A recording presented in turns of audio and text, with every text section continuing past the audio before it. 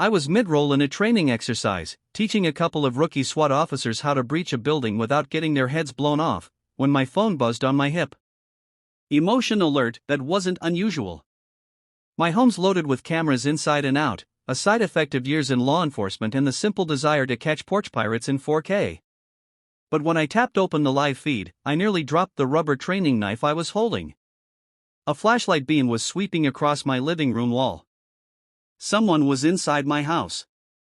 At first, I thought it might be a burglar, until the camera adjusted and showed a middle-aged man in cargo pants and a vest marked "Community Patrol," creeping past my bookshelf like he was raiding Bin Laden's compound. 2 others followed him, one in a fishing hat, another with a walkie-talkie clipped to her fanny pack. My stomach twisted into a knot, not out of fear, but out of sheer disbelief. It was Karen's fake security patrol, and they had just broken into the wrong damn house. Now, let me rewind a little. About 2 weeks before that home invasion disaster disguised as a neighborhood safety sweep. My name's Luke, and I've been training SWAT teams, federal agents, and elite security forces for the better part of 15 years. After working full-time in the field, I switched gears to instruction and consultation. Semi-retired, I bought a quiet house in a suburb to get some peace, raise my dogs, and not worry about flashbangs rolling under my bed at 2 a.m. The neighborhood? It's your classic picket fence, HOA run kind of place, complete with newsletters about hedge height regulations and paint shade approvals. Most folks were friendly enough until Karen took over. Karen, no last name needed, was your standard issue HOA dictator, wrapped in a pastel cardigan and a permanent scowl. She had a laminated badge labeled HOA chairwoman, a whistle she blew during garbage day disputes, and the kind of delusions of grandeur usually reserved for warlords. Her latest obsession? Forming a civilian community safety task force. She claimed crime was on the rise. What crime? Someone once left their trash bins out an extra day. Once. But in Karen's mind, the cul-de-sac had turned into Gotham City. So, she went full throttle, recruiting volunteers from the neighborhood like she was assembling the Avengers of passive aggression. I'll give her credit, she committed to the role. She printed uniforms, khaki shirts with Velcro name patches and the words "Neighborhood Safety Enforcer" stenciled on the back. She passed out clipboards and instructed people to record suspicious activity, which included everything from blinking porch lights to houses with tinted windows. You can probably guess which house was at the top of her list. I kept to myself. I trained officers in my backyard sometimes, nothing extreme, just non-lethal exercises, tactical theory, physical fitness. All legal, all above board. But to Karen, my blackout blinds, motion sensors, and locked storage unit were obvious signs of a criminal operation. When I explained I work with law enforcement, she scoffed and said, "So, you're like a security guard, then?" I said nothing. No point correcting someone who thought her HOA bylaws overruled the Constitution. Then came the first warning, a pink slip taped to my door. Notification of voluntary safety inspection request. Voluntary in quotes. It also stated that if I refused, the Community Safety Task Force reserved the right to escalate for the safety of residents. I crumpled it and threw it out. I thought that would be the end of it. It wasn't. The night before the break-in, I caught Karen and 2 of her goons measuring the length of my driveway with a tape measure. I stepped out to ask what the hell they were doing, and Karen smiled like a villain in a Disney movie. "Just checking setbacks," she said. "Some of us are trying to keep the neighborhood safe. You never know what's going on behind closed blinds." I told her to leave my property. She pretended she didn't hear me. And that brings us back to the day everything exploded. The moment I saw them in my living room, I went cold. I wasn't panicking, I was calculating. How long would it take me to reach the house? Could I intercept before they left? Were they armed with anything stupid, like pepper spray or an old taser? One of them, Karen's son Kyle, fancied himself military adjacent after playing too much Call of Duty. He was the type to do something reckless. I dismissed the recruits and told them training was cut short for a real-world case study. Then I jumped in my truck, hit the silent alarm app, and drove like a bat out of hell. On the way, I called the police and told them trespassers were in my home. I didn't tell them yet who I was or what I did. I wanted clean optics, and I wanted Karen to step in it so hard she'd be pulling HOA contracts out of her teeth for a year. I reached my house in 6 minutes flat. I parked down the street, approached silently through the back fence, and entered through the garage. By the time I got inside, Karen and her little task force were arguing in my kitchen about whether they had the authority to open the locked door to the shed. One of them was holding a set of bolt cutters. That's when I made my move. I flicked the breaker and killed the lights. They screamed from the darkness. I called out, not shouting, just calmly, like I was giving instructions during a drill. You are trespassing in a private residence. Put down your tools, exit the premises, and lie on the ground. This is your only warning. Karen shrieked something about being authorized personnel, and Kyle lunged toward the hallway. That's when I flipped the hallway strobe part of a training rig and Kyle immediately ran into the wall at full speed, crumpling like a folding chair. The others scrambled for the door, but I was already there, flashlight blinding their faces, instructing them one by one to get down. Karen stood her ground for about 5 seconds. I know my rights, she barked, pointing a finger at me. Yes, I said. And you violated most of them tonight. She finally dropped the bolt cutters. 10 minutes later, the real cops arrived. I handed them my ID, explained the situation, and showed them the footage. The officers who recognized me immediately barely held back laughter. Karen tried to explain she was investigating a potential domestic operation and was acting under the authority of the HOA security clause. The officer looked at her, then back at me, and said, "You train my entire department. Did you give her permission to enter your house?" I shook my head. Karen was stunned silent. And just like that, her ridiculous empire of plastic badges and clipboards started to crumble. But trust me, that was just the beginning. By the time the red and blue lights painted my driveway in strobes, Karen was already pacing like a wet cat, still clutching her clipboard like it was going to magically justify what she and her team had done. Her son Kyle was groaning on the floor where he'd crashed into the hallway wall, one shoe missing, belt twisted sideways, looking like someone who just lost a street fight with a revolving door. The other two, Janet and Ron, Karen's ever-loyal accomplices, sat on the couch, staring into space like they were trying to disassociate from reality. You could almost see the exact moment they realized, oh no, this wasn't just an awkward HOA moment, this was a felony.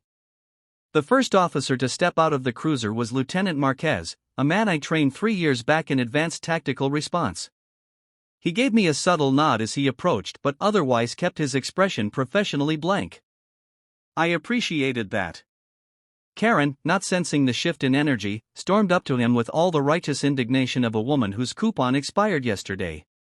"Officer," she barked, "I'm so glad you're here. We've apprehended a highly suspicious individual.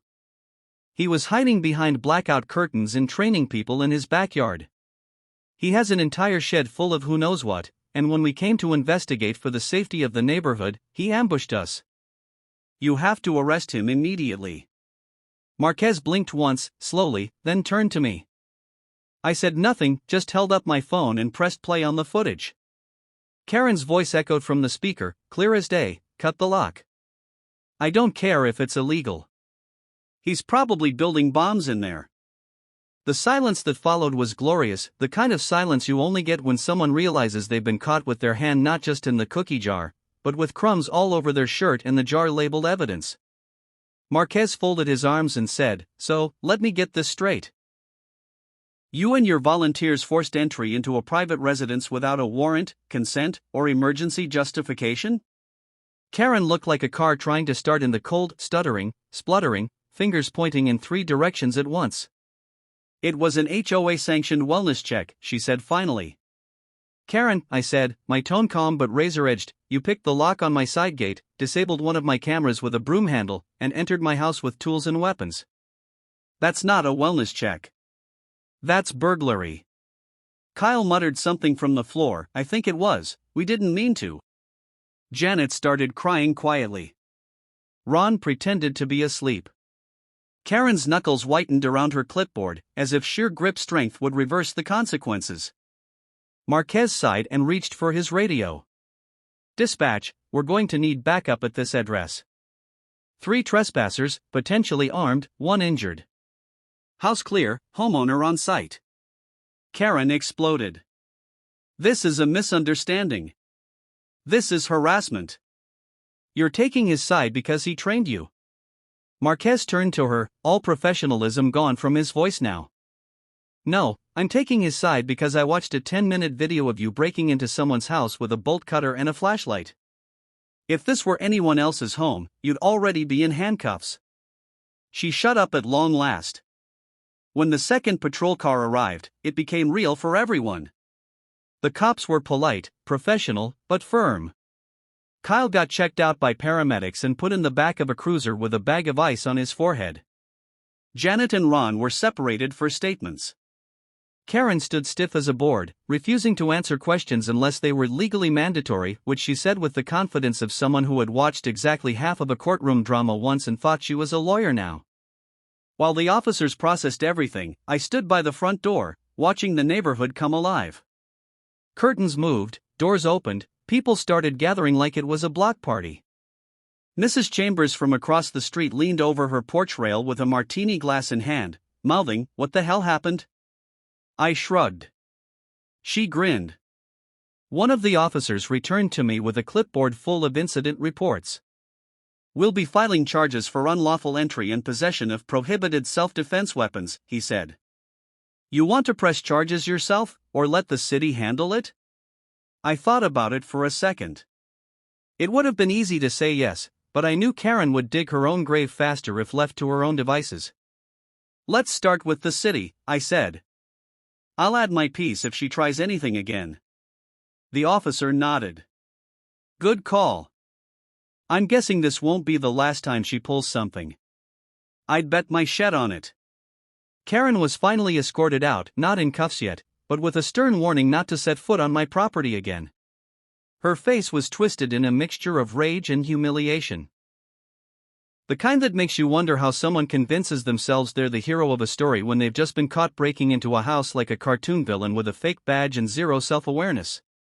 As the last cruiser pulled away, a few neighbors cautiously approached me.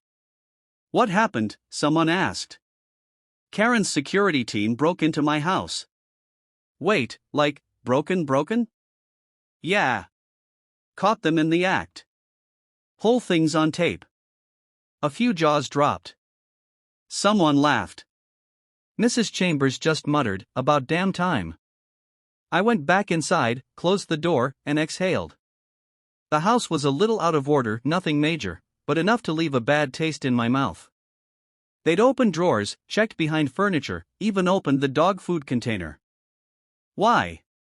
What did they think they were going to find? A meth lab behind the spice rack?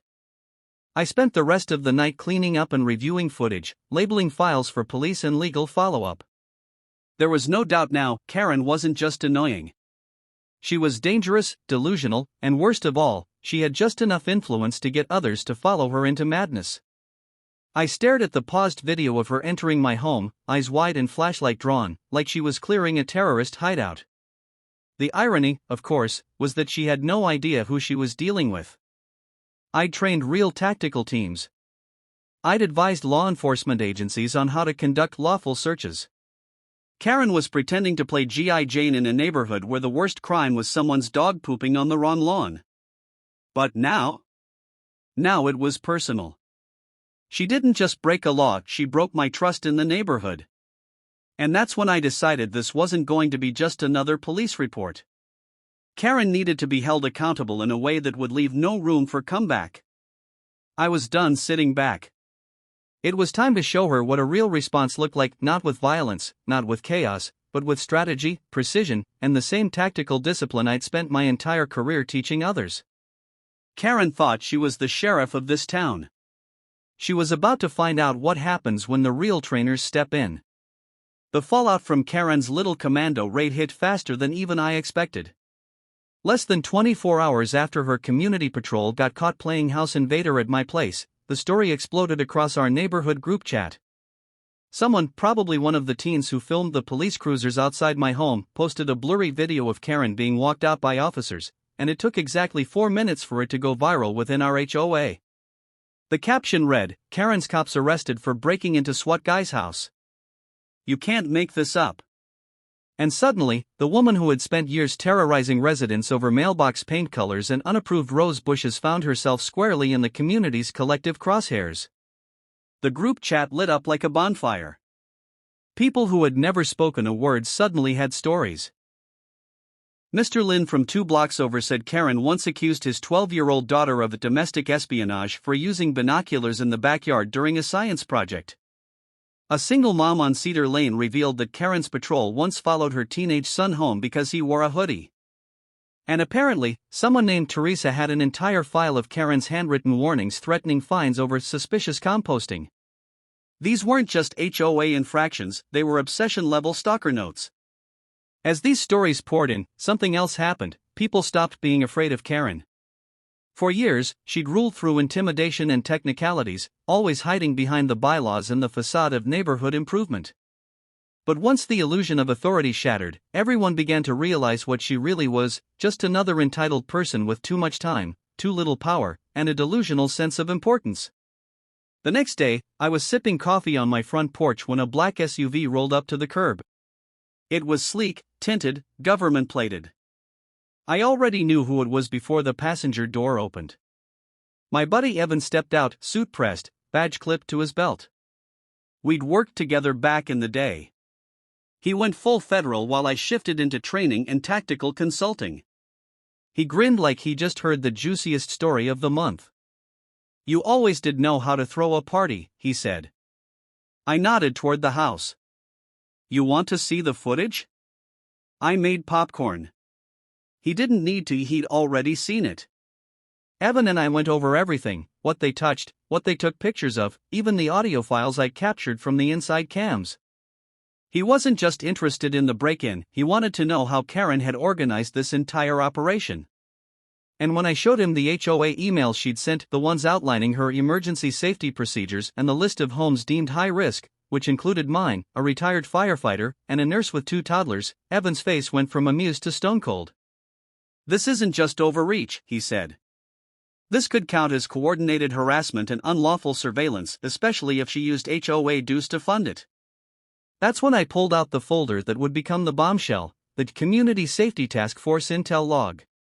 See, when Karen's team scrambled out of my house, they left behind a cheap binder filled with printed notes and photos. And it wasn't just of my place, it was a dossier of neighbors, names, habits, routines.